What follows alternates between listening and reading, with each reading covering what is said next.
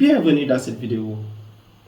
Dans la séquence précédente, nous avions introduit la notion de cercle disjoint, cercle séquent et cercle tangent.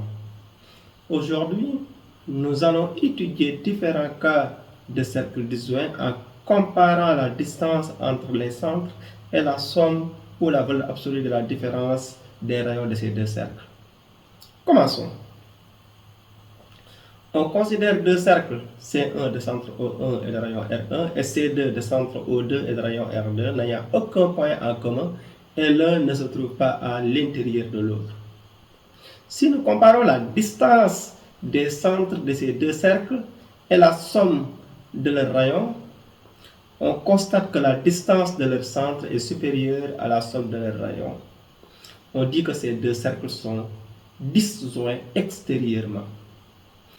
Donc, si la distance des centres de deux cercles est supérieure à la somme de leurs rayons, alors ces deux cercles sont disjoints extérieurement. Maintenant, considérons deux cercles n'ayant aucun point en commun et que l'un se trouve à l'intérieur de l'autre. En comparant la distance entre les centres de ces deux cercles et la valeur absolue de la différence de leurs rayons, on constate que la distance des centres de ces deux cercles est inférieure à la valeur absolue de la différence de leurs rayons.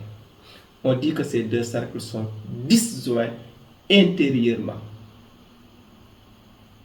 Donc, si la distance des centres de deux cercles est inférieure à la valeur absolue de la différence de leurs rayons, alors ces deux cercles sont disjoints intérieurement. En résumé, deux cercles sont disjoints extérieurement si la distance de leur centre est supérieure à la somme de leurs rayons. Deux cercles sont disjoints intérieurement si la distance entre leurs centres est inférieure à la valeur absolue de la différence de leurs rayons. Une chose importante à remarquer, deux cercles sont dits concentriques s'ils partagent les mêmes centres. C'était tout pour aujourd'hui. On se retrouve prochainement sur d'autres vidéos pour aborder la notion de cercle séquent et cercle tangent. Merci d'avoir suivi. À la prochaine.